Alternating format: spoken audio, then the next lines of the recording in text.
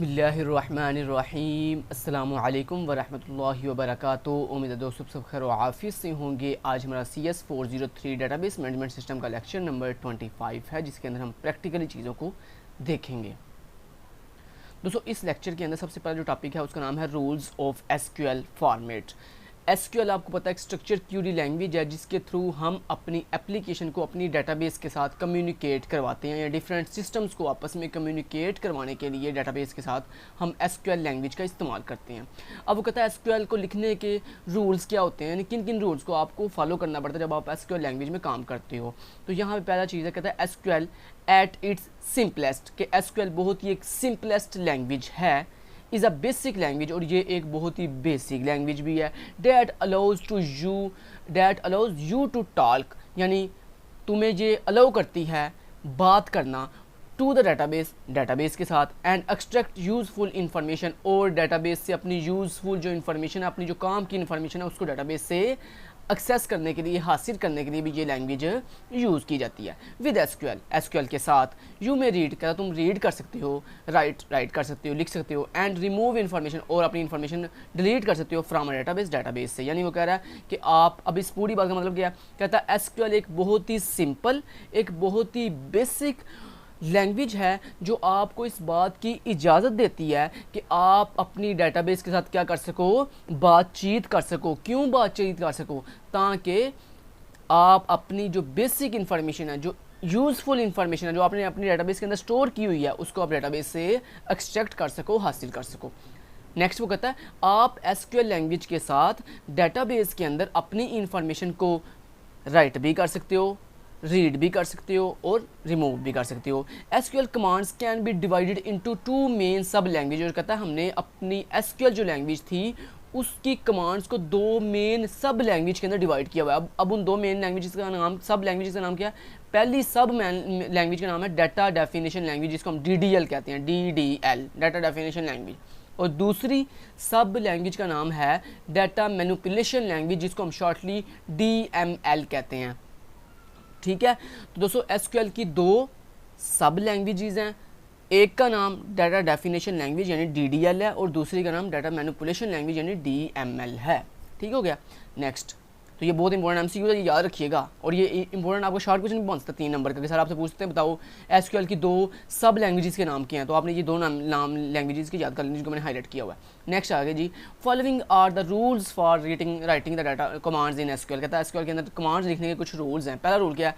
Reserved words are written in capital like select और insert. कहता है वो वर्ड जो SQL के अंदर रिजर्व्ड है, मतलब पहले से मौजूद है, कहता है उन वर्ड्स को आप जो है कैपिटल में लिखोगे। जैसे सेलेक्ट उसका अपना वर्ड है SQL का, आपने नहीं बनाया ये, बल्कि उसका अपना खुद का एक रिजर्व्ड वर्ड है जिसका एक स्पेसिफिक पर्पज़ है SQL के अंदर। क्या? सेलेक्ट वर्ड जो है ये तब यूज़ किया जाता है जब आपने अपना डाटा जो है वो डेटाबेस से हासिल करना हो, और इंसर्ट वर्ड तब यूज़ किया जाता है जब आपने अपना कोई डाटा जो है वो टेबल के अंदर स्टोर करना हो, इंसर्ट करना हो, ऐड करना हो। ठीक है, तो यानी रिजर्व्ड वर्ड उसे उनको कहते हैं जो जिनका किसी न किसी लैंग्वेज में पहले से कोई ना कोई ख़ास मतलब हो।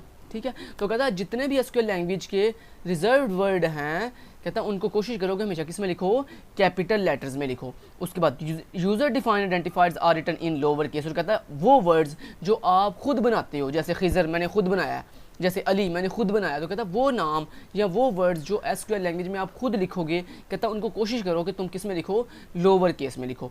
आइडेंटिफायर्स शुड बी वैलिड, और कहता है जो तुम आइडेंटिफायर्स लिखोगे, मतलब जो तुम अपने खुद के नाम रखोगे, कहता है वो क्या होने चाहिए, वैलिड होने चाहिए, इनवैलिड नहीं होनी चाहिए। जैसे for example which means that they can start with @ या अंडरस्कोर अल्फ़ाबेट्स, या अल्फ़ाबेट्स से स्टार्ट होनी चाहिए।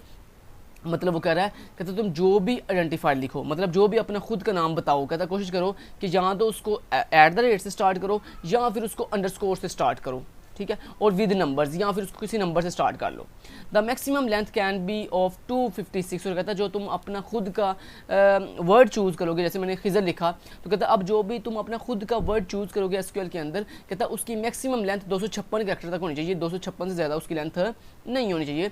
The reserved words should not be used as identifier. कहता है एक और बात याद रखना, जो SQL के अपने रिजर्व्ड वर्ड है ना, उनको तुमने अपने वर्ड्स के तौर पर यूज़ नहीं करना, अपने यूज़र डिफाइंड वर्ड्स के तौर पर यूज़ नहीं करना, यही बात वो कह रहा है। आगे next, those things in the command which are optional are kept in large bracket, मतलब कहता है अगर आपकी एसक्यूएल की किसी कमांड के अंदर लार्ज ब्रैकेट आ रही है तो कहता है उस लार्ज ब्रैकेट के अंदर जो भी चीज़ें होती हैं ना वो ऑप्शनल होती हैं। मतलब क्या कि आप उस लार्ज ब्रैकेट के अंदर जो चीज़ें आपको कही जा रही हैं लिखने के लिए, आप उनको लिखो फिर भी ठीक है, आप उनको छोड़ दो फिर भी ठीक है। Curly braces means required items, और कहता है जो चीज़ें कमांड के अंदर कर्ली ब्रैकेट के साथ, जिसको हम मिड ब्रैकेट कहते हैं, तो कहता है वो जो कर्ली ब्रैकेट या मिड ब्रैकेट होती है, कहता है उसके साथ जो चीज़ें लिखी जाती हैं ना वो क्या होती हैं, रिक्वायर्ड होती हैं। यानी रिक्वायर्ड मीन उनको लिखना ज़रूरी है। अगर वो आप चीज़ें नहीं लिखोगे, जो कर्ली ब्रैकेट के अंदर या मिड ब्रैकेट के अंदर जो चीज़ें आती हैं, अगर आप उनको नहीं लिखोगे तो आपका एरर आएगा। Next, straight line means choices, ये कहता है ये जो आपकी अगर किसी ब्रैकेट के अंदर किसी कमांड एसक्यूएल की किसी कमांड के अंदर कहता है स्ट्रेट लाइन आ रही है जिसको हम आर ऑपरेटर कहते हैं, तो कहता है अगर ये जो स्ट्रेट लाइन है ना इसका मतलब ये होता है ये चॉइस है, मतलब या ये। उसके बाद large bracket means an item separated by comma, और कहता है आपकी अगर लार्ज आइटम के अंदर मल्टीपल आइटम्स लिखने का ऑप्शन है तो कहता है वहाँ पे डॉट का मतलब ये है कि वहाँ पे आपने क्या लगाना है, यूज़ करना है हर एक आइटम के बाद कॉमा यूज़ करना है। ठीक है जी, ये वो कह रहा है। तो ये डिफरेंट रूल्स है उसके कमांड्स को लिखने के। Next, consider the following example, जैसे उसने एक एग्जांपल से समझाया आपको। कहता मान लो आपके पास एक कमांड है एसक्यूएल के अंदर सेलेक्ट कमांड, जो मैंने अभी वो ऊपर भी बताई थी कि सेलेक्ट कमांड जो है वो डाटा फेच करने के लिए यूज़ होती है। तो कहता है मान लो आपके पास एक सेलेक्ट कमांड है, अब सेलेक्ट कीवर्ड क्या है, एक रिजर्व्ड कीवर्ड है, इसलिए उसने इसको कैपिटल में लिखा हुआ है। आगे लार्ज ब्रैकेट के अंदर लिखा हुआ है ऑल डिस्टिंक्ट। अब उसने क्या कहा था भला, उसने कहा था ये जो लार्ज ब्रैकेट के अंदर चीज़ लिखी होती है ना, ये क्या होती है, ऑप्शनल होती है। मतलब इसको आप लिखो ना लिखो कोई फ़र्क नहीं पड़ता। तो मतलब ये कि इतना पोर्शन हम चाहे लिखें या ना लिखें, इसको छोड़ दें कोई फ़र्क नहीं पड़ेगा। नेक्स्ट, उसके बाद आ गई है जी मिड ब्रैकेट, यानी उसने मिड ब्रैकेट के बारे में क्या कहा था, उसने कहा था मिड ब्रैकेट के अंदर जो चीज़ आती है वो क्या होती है, रिक्वायर्ड होती है, मतलब उसको लिखना ज़रूरी है। मतलब अब यहाँ पर लिखा हुआ है मिड ब्रैकेट के अंदर के स्टैटिक सेलेक्ट अंडरस्कोर लिस्ट, मतलब वो कह रहा है कि जनाब या तो आप यहाँ पे स्टैटिक लगाओगे, स्टैटिक लगाते हैं सारे कॉलम चूज़ करने के लिए, यहाँ वो कहता है अगर आपने सारे कॉलम चूज़ नहीं करने तो फिर सेलेक्ट अंडरस्कोर लिस्ट का मतलब ये है कि फिर अपनी मर्जी से उन कॉलम्स का नाम बताओ जिन कॉलम्स में से तुमने डाटा फैच करना है। आगे फ्राम लिखना, फ्राम उसका अपना रिजर्व कीवर्ड है जो लिखना ज़रूरी है। और उसके बाद मिड ब्रैकेट के अंदर लिखा हुआ है टेबल और व्यू नेम, मतलब ये कहता है फ्राम के बाद मिड ब्रैकेट के अंदर नहीं बल्कि मिड ब्रैकेट के बगैर का मतलब मिड ब्रैकेट का मतलब ये है कि ये चीज़ रिक्वायर्ड है यहाँ पे। ठीक है, तो यानी कहता है वो फ्राम लिखने के बाद तुम अपने टेबल का नेम बताओगे या अपने व्यू का नेम बताओगे, तो यानी अपने टेबल का नेम या व्यू का नेम या इन किसी भी चीज़ का नाम बताना जो है वो ज़रूरी है जहाँ से तुमने डाटा जो है वो फैच करना है। अब इस क्यूरी को मैं प्रैक्टिकली भी आपको करवाऊंगा, नो इशू, ये सिर्फ मैंने आपको एग्जांपल के तौर पर बताई है कि मतलब कौन सी चीज़ें यहाँ पे ऑप्शनल है और कौन सी चीज़ें रिक्वायर्ड है। ठीक है जी, अब यहाँ पे देखिए उसने प्रॉपर एक क्यूरी लिख के दिखाई है, कहता है ये थी वो क्यूरी जिसको हमने ऊपर इतने बड़े तरीके से पढ़ा है। मतलब ये देखो इतनी बड़ी क्यूरी को बेसिकली इस तरह हमने लिखना था कि सिलेक्ट कीवर्ड लिखते हैं, आगे स्टैटिक का मतलब होता है कि सारे कॉलम, फ्राम का मतलब है कहाँ से, और एसटीडी मीन एसटीडी एक टेबल का नाम है। मतलब वो कह रहा है जो मेरा एसटीडी नाम का टेबल है वहाँ से सारे के सारे कॉलम का डाटा ला के मुझे डिस्प्ले कर दो स्क्रीन के ऊपर। नेक्स्ट, ये था जनाब जी एक एग्जाम्पल आपकी कमांड की। Next, data types in SQL server, कहता है जो आप एसक्यूएल सर्वर यूज़ करते हैं। अब एसक्यूएल सर्वर क्या है, एसक्यूएल सर्वर बेसिकली वो सॉफ्टवेयर है, वो एक आपका रिलेशनल डीबीएमएस यानी डेटाबेस मैनेजमेंट सिस्टम है जहाँ पे आप अपनी एसक्यूएल की क्यूरीज परफॉर्म करते हो। तो आपको पता है मैंने आपको प्रीवियस लेक्चर में बताया था कि आपके पास बहुत से डीबीएमएस हैं, बहुत से रिलेशन डेटाबेस मैनेजमेंट सिस्टम है जिसमें आप अपनी प्रैक्टिकली एसक्यूएल क्यूरीज को इंप्लीमेंट करते हो, जैसे ओरेकल है, जैसे एसक्यूएल सर्वर है, जैसे वैम्प है, जैसे लैम्प है, जैसे मारिया डीबी है, जैसे आपका जैम सर्वर है, जैसे ओरेकल सर्वर है। तो बहुत से सर्वर्स हैं, जैसे आपका बहुत बेसिक एक सर्वर है एमएस एक्सेस के नाम से। तो मतलब आप कोई भी सर्वर जो है वो यूज़ कर सकते हो अपनी क्यूरीज करने के लिए। ठीक है, तो अगर आप मतलब कोई भी एसक्यूएल सर्वर जो मतलब हम यहाँ पे एसक्यूएल सर्वर का इस्तेमाल कर रहे हैं तो हम एसक्यूएल सर्वर यहाँ पे इस्तेमाल करेंगे। उसके बाद यहाँ पे जो है वो यहाँ पे डाटा टाइप्स आ रही हैं। तो डाटा टाइप्स कौन सी, पहली डाटा का नाम है जी एसक्यूएल सर्वर में इंटीजर्स। तो इंटीजर कौन सी डाटा, इंटीजर एक ऐसी डाटा होती है जिसमें हम कौन से नंबर यूज़ करते हैं जो न्यूमेरिक नंबर होते हैं, जैसे आपके 0 से लेकर कोई भी न्यूमेरिक नंबर, यानी जिसमें फ्लोटिंग पॉइंट वाले नंबर्स नहीं आते हैं। तो वो वाली चीज़ सारी की सारी टाइप जो है वो किस में आती हैं जी, इंटीजर्स में आती हैं। अब यहाँ पे आपके एसक्यूएल सर्वर के अंदर कहते हैं ये डिफरेंट डाटा टाइप्स हैं जिनमें आप डिफरेंट टाइप्स यूज़ करते हो। जैसे इंटीजर एक उसकी मेन टाइप का नाम है, आगे कहता है उसमें अगर हमने डिफरेंट टाइप्स यूज़ करनी है तो बिग इंट है, स्मॉल इंट है। तो ये आप डिफरेंट डाटा टाइप्स हैं। इंटीजर मीन जिसमें आप होल नंबर स्टोर करते हो, बिट मीन जिसमें आप एक सिंगल करेक्टर स्टोर करते हैं, मतलब यहाँ तो 0 या 1 यानी कोई भी बूलियन वैल्यू। उसके बाद डेसिमल एंड न्यूमेरिक वैल्यू का मतलब ये है कि जिसमें आप अपनी फ्लोटिंग वैल्यू स्टोर करते हो, कोई भी पॉइंट वाली वैल्यू, तो उसके लिए आप ये वाली डाटा यूज़ करते हो, या तो डेसिमल या फिर न्यूमेरिक टाइप की वैल्यू। उसके बाद टेक्स्ट का मतलब क्या है, अगर आपने कोई स्ट्रिंग वैल्यू स्टोर करनी हो तो उसके लिए कहता है हमारे पास डिफरेंट डाटा टाइप्स होती हैं। पहली होती है कैर डाटा टाइप, फिर होती है हमारे पास वैर कैर, फिर होती है टेक्स्ट और फिर होती है एन कैर। तो ये डिफरेंट डाटा टाइप्स हैं। ये बाहर जो है बच्चे शोर कर रहे हैं, उनको दफ़ा करें, आप गोली मारें उनको, आप साइड पे आप मेन अपना फोकस जो है हमारे प्रैक्टिकल टॉपिक के ऊपर करें, क्योंकि उन बच्चों की जो आदत होती है शोर करना, तो हम उनकी वजह से अपना काम स्टॉप नहीं कर सकते। तो यहाँ पे ये चीज़ें हैं। तो ठीक है, ये डिफरेंट डाटा टाइप्स हैं दोस्तों, इनको आप बाकी खुद पढ़ लीजिएगा। जैसे मनी मतलब आपने किसी भी कंट्री की करेंसी स्टोर करनी हो तो उसके लिए हम दो डाटा टाइप यूज़ करते हैं, यहाँ तो स्मॉल मनी के नाम से एक डाटा टाइप है या फिर मनी के नाम से एक डाटा टाइप है। उसके बाद जनाब आपके पास आती है जी फ्लोटिंग पॉइंट। इनको आप एक दफ़ा तमाम डाटा टाइप को पढ़ लीजिएगा। उसके बाद फ्लोटिंग पॉइंट मीन अगर आपने कोई पॉइंट वाली वैल्यू स्टोर करनी हो तो उसको कहता है हमारे पास दो डाटा होती हैं, एक होती है फ्लॉट के नाम से, एक होती है रियल के नाम से। उसके बाद डेट, अगर आपने कोई डेट एंड टाइम स्टोर करना हो अपनी डाटाबेस के अंदर तो उसके लिए कहता है हमारे पास डाटा होती है स्मॉल डेट टाइम के नाम से और एक डेट टाइम के नाम से। तो ये डिफरेंट डाटा टाइप्स हैं जिनको हम यूज़ करते हुए अपने कॉलम्स के अंदर डिफरेंट तरह की वैल्यू जो है वो स्टोर करते हैं। उम्मीद करता हूँ आपको इनकी भी समझ आ गई होगी। आप बाकी इनको एक दफ़ा खुद भी पढ़ लीजिएगा, आपको समझ आ जाएगी कि कौन सी डाटा किस मकसद के लिए यूज़ हो रही है। एग्जामिनेशन सिस्टम डाटाबेस उसने बेसिकली बनाई हुई है जिसमें वो आपको एक कंसेप्चुअल डाटाबेस डिज़ाइन बना के दिखा रहा है। इसे कहते हैं कंसेप्चुअल, मतलब इसे डायग्राम को कहते हैं कंसेप्चुअल डाटाबेस डिज़ाइन, जिसमें आपको एक डायग्राम के थ्रू समझाया जा रहा है कि कितने आपके पास एंटिटीज़ हैं, कौन सी एंटिटी का किसी के साथ क्या रिलेशनशिप है। तो बेसिकली आपको यहाँ बताने का मतलब क्या है, यानी वो कह रहा है ये आपके पास एक डाटाबेस है, ये कंसेप्चुअल डाटाबेस डिज़ाइन है, इसको कन्वर्ट करो किसके अंदर, अपनी रिलेशनल डाटाबेस डिज़ाइन के अंदर एक रियल वर्ल्ड डाटाबेस में कन्वर्ट करो। तो यानी हमने क्या किया, हमें वो जो ऊपर डाटाबेस दिखाई जा रही थी उसके साथ हमने क्या किया, उसको प्रैक्टिकली जो है डिफरेंट टेबल्स में डिवाइड किया। मतलब एक प्रोग्राम नाम का टेबल बनाया जिसमें डिफरेंट एट्रीब्यूट्स हैं कि जिनके एंट्री अंडरलाइन हुआ ये प्राइमरी की लगी हुई हैं। तो ये तो एक कंसेप्चुअल है, ये इसको आप छोड़ें। नेक्स्ट अभी मैं आपको प्रैक्टिकल जो है करना सिखाऊंगा ये सारी चीज़ें। तो अभी बस हमने जो मेन चीज़ें बता रहा हूँ उनको उन पर ज़्यादा फोकस करें। उसके बाद दोस्तों अगला टॉपिक आ रहा है जी DDL एंड DML। ये DDL और DML क्या है देखें, उसने जैसे कि ऊपर आपको बताया था कि हमारे पास जो SQL कमांड्स होती हैं उनको हमने दो सब लैंग्वेजेस में डिवाइड किया हुआ है। अब मैंने ऊपर आपको अभी भी बताया था कि उन दो सब लैंग्वेजेस में से एक लैंग्वेज का नाम है DDL मतलब डाटा डेफिनेशन लैंग्वेज, और दूसरी का नाम है DML यानी डाटा मैनिपुलेशन लैंग्वेज। और अब हम ये सीखते हैं कि वो जो दो सब लैंग्वेजेस के नाम हमने ऊपर पढ़े थे DDL और DML, उनका मतलब क्या है या उनका मकसद क्या है। तो पहली लैंग्वेज कौन सी थी, DDL यानी डाटा डेफिनेशन लैंग्वेज। कहता है DDL स्टेटमेंट्स आर कंपाइल्ड। कहता है ये जो DDL स्टेटमेंट्स होती हैं, सबसे पहला पॉइंट क्या कि इनको कंपाइल किया जाता है। उसके बाद resulting in a set of table stored in a special file called data dictionary और डाटा डिक्शनरी ठीक है, कॉल्ड डाटा डिक्शनरी, ये इतना सा मतलब है इसका। तो यानी वो कह रहा है कि डाटा डेफिनेशन लैंग्वेजेस के अंदर जितनी भी स्टेटमेंट्स होती हैं उनको हम कंपाइल करते हैं और उसके बाद उनका जो रिज़ल्ट आता है, जो उनका रिज़ल्ट हमारे पास आता है, उस रिज़ल्ट को टेबल्स के सेट के अंदर हम स्टोर करके और कहाँ स्टोर करते हैं, फिर डाटा डिक्शनरी में स्टोर करते हैं। दोस्तों ये डाटा डिक्शनरी क्या होती है, डाटा डिक्शनरी बेसिकली आपके DBMS यानी डाटा मैनेजमेंट सिस्टम के अंदर बेसिकली एक एरिया होता है जहाँ पे हम अपने डाटाबेस के अकॉर्डिंग जितनी भी इंफॉर्मेशन होती है वो सारी स्टोर करते हैं।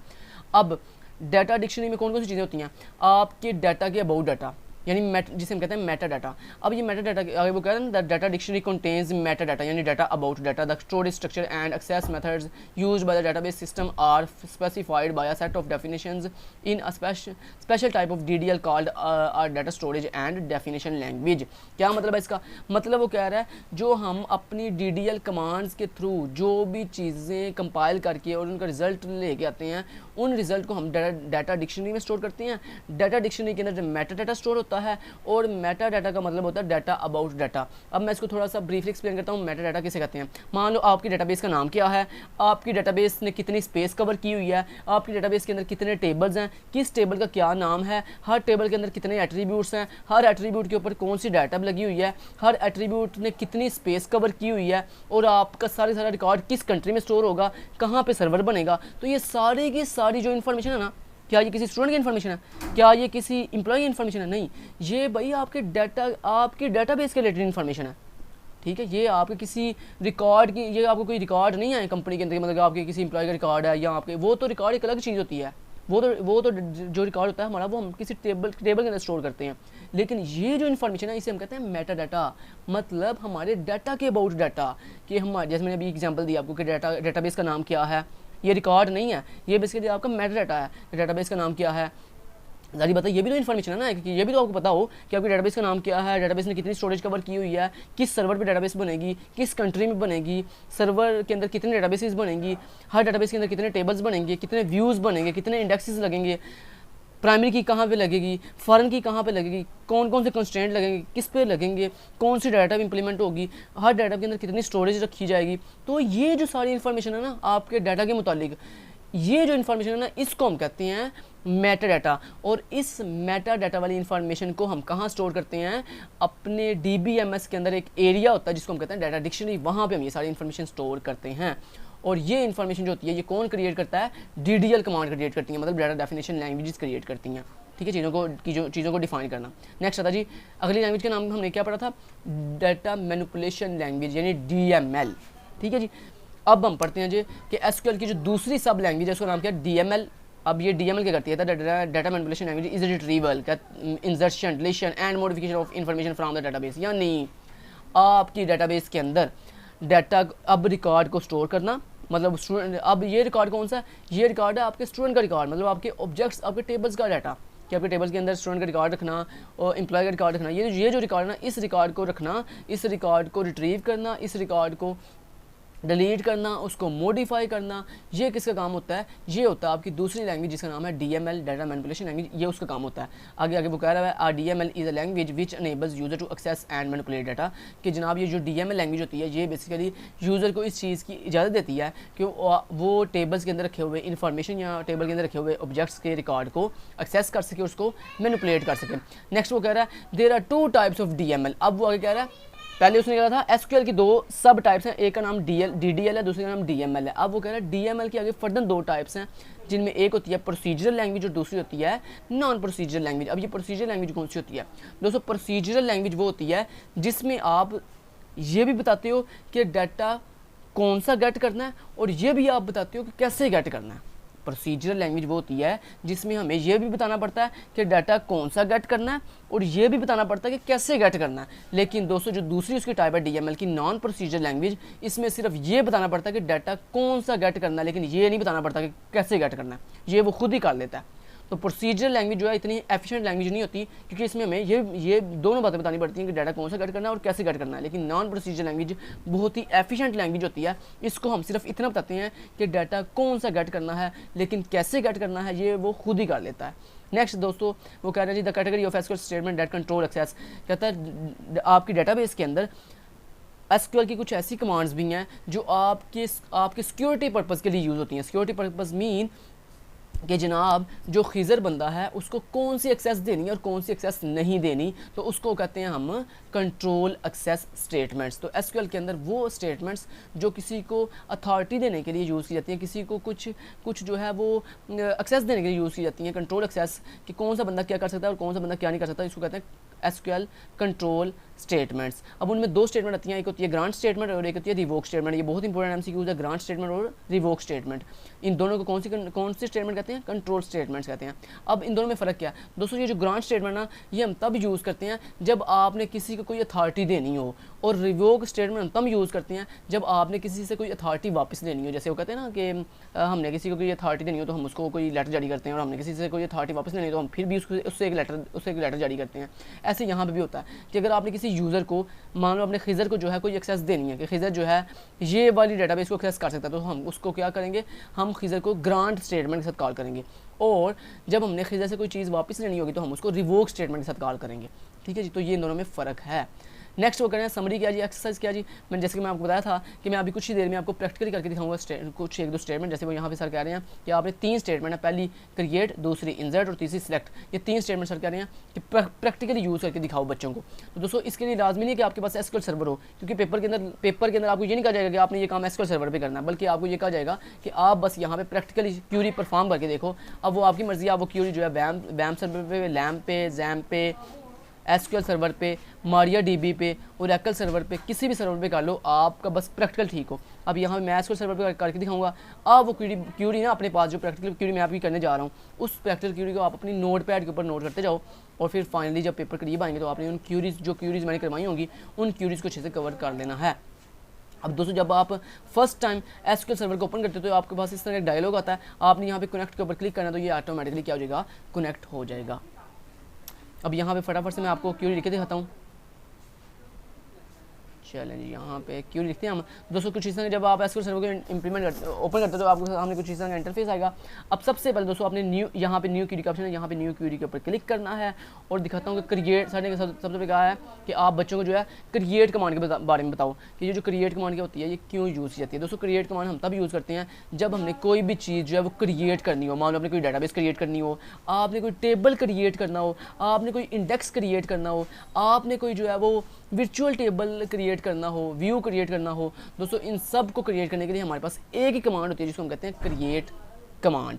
ठीक है, अब यहाँ पे देखिए मैंने लिखा क्रिएट डेटाबेस। ये मैंने इसको क्रिएट को डेटाबेस को कैपिटल में क्यों लिखा, क्योंकि ये रिजर्व्ड कीवर्ड है। और उसके बाद मैंने लिखा जैसे मैंने लिखा दिया कि खिजर, यहाँ मैंने लिखा KST लर्निंग, KST लर्निंग। ठीक है, आगे लगाया सेमीकॉलन। जैसे दोस्तों आपकी क्यूरी कंप्लीट होती है तो ये डेटाबेस का रूल है कि जैसे आपकी एक क्यूरी यानी एक स्टेटमेंट कंप्लीट हो तो आपने लास्ट पे क्या लगाना होता है, सेमीकॉलन लगाना होता है। अब ये क्या मतलब है इसका, आप कह रहे हो क्रिएट, जब भी दोस्तों अपनी डेटाबेस क्रिएट करनी हो तो आप क्या लिखोगे, क्रिएट डेटाबेस, आगे अपने डेटाबेस का नाम। तो ये होती है डेटाबेस को क्रिएट करने की क्यूरी। उसके बाद अगर आपने कोई स्पेसिफिक डेटाबेस यूज़ करनी हो तो उसकी कमांड होती है यूज़, आगे डेटाबेस का नाम। तो मेरी डेटाबेस का नाम क्या है, KST लर्निंग। ये एक दूसरी कमांड है जो यूज़ की जाती है तब जब हमने डेटाबेस यूज़ करनी हो। तो यहाँ मैं कमेंट कर देता हूँ यूज़ फॉर एनी डेटाबेस, तो यूज़ कीवर्ड लिखते हैं, आगे अपनी डेटाबेस का नाम बता के सेमीकॉलन लगाते हैं, तो वो वाली डेटाबेस जिसका आप नाम बताओगे वो वाली डेटाबेस यूज़ होना शुरू हो जाएगी। ठीक है, और क्रिएट करने के लिए ये वाली कमांड है, क्रिएट डेटाबेस, आगे डेटाबेस का नाम। ऐसे अगर आपने दोस्तों को कोई टेबल क्रिएट करना हो, अब ये क्रिएट की कमांड मैंने आपको करवा दिया। अब मेरे ख्याल से टेबल क्रिएट करना हो तो वो आपको फिर नेक्स्ट कभी सिखाऊंगा प्रैक्टिकली, अभी टाइम नहीं है। तो ये क्रिएट की कमांड इतनी ठीक है। उसके बाद दोस्तों अगर आपने कोई डाटा सेलेक्ट करना हो, मान लो अपने डाटा कोई स्क्रीन आउटपुट रिजल्ट देखना होगा किसी भी चीज़ का रिजल्ट, यहाँ आपने मैं कहता हूँ एक्सेस डाटा फ्राम टेबल, कि अगर आपने टेबल से कोई डाटा एक्सेस करना हो तो उसके लिए दोस्तों हमारे पास क्यूरी होती है सेलेक्ट की। तो हम लिखते हैं सेलेक्ट, आगे लगाते हैं स्टैटिक का मतलब होता है सारे कॉलम, मतलब जिस टेबल से आप डाटा देखने जा रहे हो उस टेबल के जितने कॉलम है, जितने एट्रीब्यूट है, सबका डाटा डिस्प्ले हो। तो सेलेक्ट का मतलब ये, स्टैटिक का मतलब ये है। आगे लिखते हैं फ्रॉम और अपने टेबल का नाम। मान लो आपके टेबल का नाम है स्टूडेंट, मान लो आपके टेबल का नाम है स्टूडेंट। ठीक है, आगे लगाते हैं सेमीकॉलन। ठीक है, तो इस तरह से तो आपने क्या लिखा, सेलेक्ट फैच करो डाटा फ्रॉम सारे कॉलम का, फ्रॉम स्टूडेंट टेबल से, यानी स्टूडेंट टेबल से सारे के सारे कॉलम का डाटा फैच करो। अगर दोस्तों आपने किसी स्पेसिफिक कॉलम का डाटा सेलेक्ट करना हो तो उसके लिए हम क्या लिखते हैं, उसके लिए हम लिखते हैं सेम यही कमांड सेलेक्ट, आगे फिर स्टैटिक नहीं लगाते, क्योंकि स्टैटिक लगाते फिर सारे कॉलम का डाटा एक्सेस होगा। तो मैंने चूंकि सारे कॉलम का डाटा एक्सेस नहीं करना, मैंने सिर्फ दो कॉलम का डाटा एक्सेस करना है, एक स्टूडेंट ID का और एक स्टूडेंट नेम। तो फिर हम क्या करते हैं, जिन एट्रीब्यूट का आपने डाटा फैच करना हो सिर्फ उन एट्रीब्यूट का नाम लिखते हैं। तो मैंने लिखा STD ID, उसके बाद लगाया कॉमा STD नेम। तो यानी आप कह रहे हो मुझे एक स्टूडेंट ID वाले कॉलम का डाटा चाहिए और एक कॉमा मुझे स्टूडेंट नेम वाला डाटा का कॉलम का डाटा चाहिए। उसके बाद लिखते हैं फ्रॉम, आगे अपने टेबल का नाम स्टूडेंट। ठीक है, तो ये क्या करेगा, स्टूडेंट टेबल में से दो कॉलम का डाटा फैच करेगा, एक स्टूडेंट ID का और एक स्टूडेंट नेम का। ये बात याद रखिएगा कि अगर आपने एक से ज़्यादा कॉलम लिखनी हो तो हर कॉलम के बाद कॉमा आता है, लेकिन लास्ट वाले कॉलम के बाद कॉमा नहीं लगाते, यानी फ्रॉम से पहले कॉमा नहीं लगाते फिर। ठीक है, तो ये था दोस्तों सेलेक्ट क्यूरी। उसके उसने क्या था, एक और क्यूरी उसने की थी इंसर्ट क्यूरी। इंसर्ट क्यूरी किस लिए यूज होती है, तीन क्यूरी उसने कही, सारी निकाली थी, क्रिएट हम निकाल लिया सक्सेसफुली, सेलेक्ट हम निकाल लिया, इंसर्ट रह गया। इंसर्ट क्यूरी हम तब यूज़ करते हैं जब दोस्तों आपने कोई डाटा किसी टेबल में इंसर्ट करना हो तो उसके लिए हम क्या तरीका होता है, आप लिखना इंसर्ट इनटू, आगे लिखते हैं टेबल का नाम, आगे क्या लिखते हैं टेबल नेम। मान लो आपके टेबल का नेम है स्टूडेंट, मान लो आपके टेबल का नेम है स्टूडेंट, तो मैंने लिखा स्टूडेंट, आगे उसके बाद लिखते हैं राउंड ब्रैकेट, आगे लिखते हैं राउंड ब्रैकेट, और इन राउंड ब्रैकेट के अंदर अपने कॉलम्स का नाम बताते हैं, अपने कॉलम्स का नाम बताते हैं। अगर आपने सारे कॉलम में डाटा फिट करना हो तो फिर कॉलम का नाम नहीं बताते, लेकिन अगर आपने चंद कॉलम में डाटा फिट करना हो तो फिर सारे कॉलम का नाम लिखते हैं। तो यहाँ पे आप ऐसे करें, आपने मान लो आपने सारे कॉलम का डाटा फैच करना, चलो मैंने ऐसे कर दिया, चलो मैं कॉलम का नाम लिख ही लेता हूँ। तो कॉलम का नाम कैसे लिखते हैं, राउंड ब्रैकेट लगाते हैं। राउंड ब्रैकेट्स के अंदर अपने आपके टेबल के अंदर जितने कॉलम्स हैं उन कॉलम्स को तरतीब से लिखते हैं।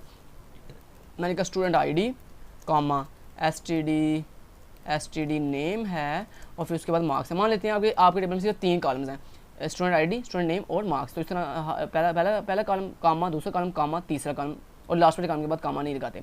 उसके बाद लिखते हैं राउंड ब्रैकेट से बाद आके लिखते हैं वैल्यूज़ कीवर्ड, ये वैल्यूज कीवर्ड है और उसके बाद राउंड ब्रैकेट के अंदर राउंड ब्रैकेट कहते हैं लास्ट में सेमीकोलन। अब ये जो राउंड ब्रैकेट है इनमें क्या करते हैं, ये जो आपने सीक्वेंस दिया अपने कॉलम्स का, इन कॉलम्स की 1 बाय 1 वैल्यू देती हैं। और वैल्यू कैसे लिखते हैं, अगर तो आपकी वैल्यू दोस्तों इंटीजर के अंदर है या फ्लॉट के अंदर है तो उसको विदाउट कोड लिखते हैं, लेकिन अगर आपकी वैल्यू स्ट्रिंग के अंदर है मतलब टेक्स्ट फॉर्म के अंदर है तो फिर उसको सिंगल कोड के अंदर लिखते हैं। या अगर आपकी वैल्यू डेट फॉर्मेट के अंदर है फिर भी उसको सिंगल कोड के अंदर लिखते हैं। तो मान लो आपकी स्टूडेंट आईडी किस में होती है, मान लो इंट के अंदर है तो मैंने लिखा 100, मेरी स्टूडेंट आईडी अगर कहते हैं कॉमा, उसके बाद स्टूडेंट नेम चूँकि स्ट्रिंग के अंदर होता है उसे हम लिखाएंगे सिंगल कोड के अंदर चूँकि वो टेक्स्ट वैल्यू है। तो उसके मैंने लिखा जैसे मेरे नाम है जी खिज़र और उसके बाद लगाते हैं कॉमा और फिर उसके बाद मार्क्स कितने हैं जी, मार्क्स क्योंकि फ्लॉट के अंदर होते हैं तो उसके लिए हम सिंगल कोड नहीं लगाते और उसको ऐसे लिख देंगे जैसे आपने लिख दिया मेरे मार्क्स हैं जी 77.8। तो इस तरह दोस्तों ये होती है इंसर्ट क्यूरी, इस तरह से हम डाटा जो है वो इंसर्ट करते हैं। उम्मीद करता हूँ आपको प्रैक्टिकली ये क्यूरीज की समझ आ गई होगी। अब इन क्यूरीज को लाजमी नहीं, अब ये अंडरलाइन क्यों कर रहा है, क्योंकि दोस्तों हमने अभी इसको रन नहीं किया इन क्यूरीज को, इसलिए वो अंडरलाइन कर रहा है। बाकी ये क्यूरीज 100% ठीक है। तो ये थी दोस्तों इसकी क्यूरीज। उम्मीद करता हूँ आपको ये क्यूरीज की समझ आ गई होगी। आपको बस ये क्यूरीज प्रैक्टिकली करनी आनी चाहिए, लाजमी नहीं कि आप इनको एसक्यूएल सर्वर पे करो, आप इन्हें किसी भी सर्वर पे करो, लेकिन आपको क्यूरीज की बस समझ हो।